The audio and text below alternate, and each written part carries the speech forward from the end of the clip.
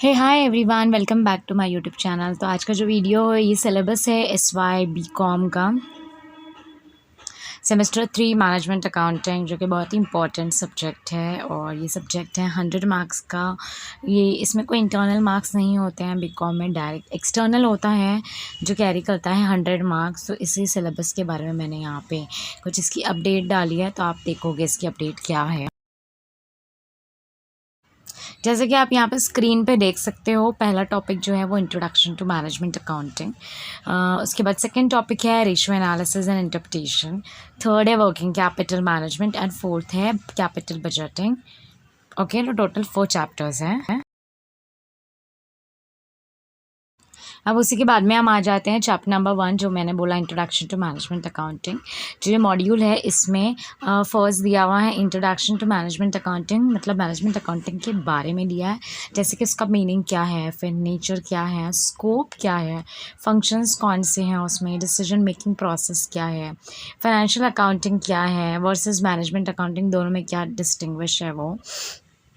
इसका B part जो है वह एनालिसिस एंड इंटरप्रिटेशन है फाइनेंशियल स्टेटमेंट का, या उसके अंदर हम स्टडी करने वाले हैं balance sheet, income statement, revenue statement vertical form में और वर्टिकल फॉर्म में। देन रिलेशनशिप देखने वाले हैं हम बैलेंस शीट के आइटम्स की क्या है और रेवेन्यू स्टेटमेंट की क्या है।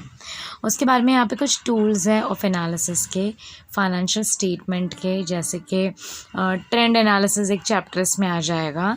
उसके बाद में दूसरा चैप्टर होगा आफ्टर ट्रेंड, कंपैरेटिव होगा, कंपैरेटिव स्टेटमेंट, फिर होगा कॉमन साइज। अब यहाँ पे जो प्रॉब्लम्स है वो बेस्ड होंगे ट्रेंड एनालिसिस पे, शॉर्ट प्रॉब्लम्स आते हैं कंपैरेटिव पे और कॉमन साइज पे 5 मार्क्स के।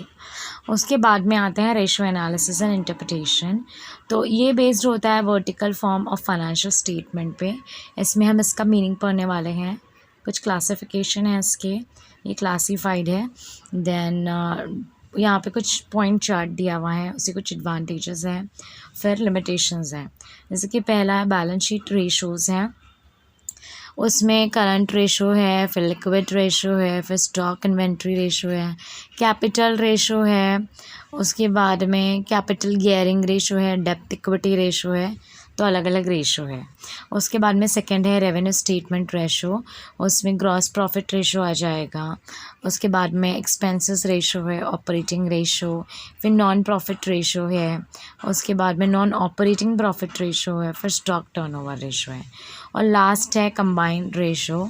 तो कंबाइंड रेशो में आ जाता है, कंबाइंड रेशो में आएगा रिटर्न ऑन कैपिटल एम्प्लॉयड, उसके बाद में आएगा रिटर्न ऑन प्रोप्राइटर्स फंड, फिर है return on equity capital, then dividend pay out ratio है, फिर है डेब्ट सर्विस रेशो, फिर डेटर्स टर्नओवर रेशो है, क्रेडिटर्स टर्नओवर रेशो, और लास्ट में है प्रैक्टिकल क्वेश्चंस आते हैं रेशो एनालिसिस पे, जो आपको फुल फ्लेज 15 मार्क्स के आने वाले हैं इसके ऊपर। ओके, उसके बाद में नेक्स्ट हमारा यूनिट है वो है third unit working capital management. तो वर्किंग कैपिटल मैनेजमेंट जो है बेसिकली इसमें से आपको प्रैक्टिकल क्वेश्चंस पूछे जाएंगे, जैसे कि कंसेप्ट वर्किंग कैपिटल क्या है, फिर नेचर क्या है वर्किंग कैपिटल का, फिर प्लानिंग कैसा है वर्किंग कैपिटल का, वो एस्टिमेशन है, प्रोजेक्शन है वर्किंग कैपिटल का, requirement in case of like trading and manufacturing organisation. फिर यहाँ पे कुछ ऑपरेटिंग साइकिल है, आप वो पढ़ने वाले हो डिटेल पे कि ऑपरेटिंग साइकिल क्या होता है, उसका नेचर क्या है, उसका स्कोप क्या है, हाँ उसके फॉर्मूलेज कौन से हैं, उसके बेसिस पे मतलब प्रैक्टिकल क्वेश्चंस कौन से हो सकते हैं। तो आप यहाँ पे आपको वो सब देखने मिलने वाला है। उसके बाद में नेक्स्ट है कैपिटल बजटिंग, उसमें आप इंट्रोडक्शन देखोगे, कैपिटल बजटिंग है क्या, उसका इंट्रो होगा। Then classification of capital budgeting के प्रोजेक्ट्स होते हैं अलग अलग वो, देन कैपिटल बजटिंग प्रोसेस क्या है वो देखोगे।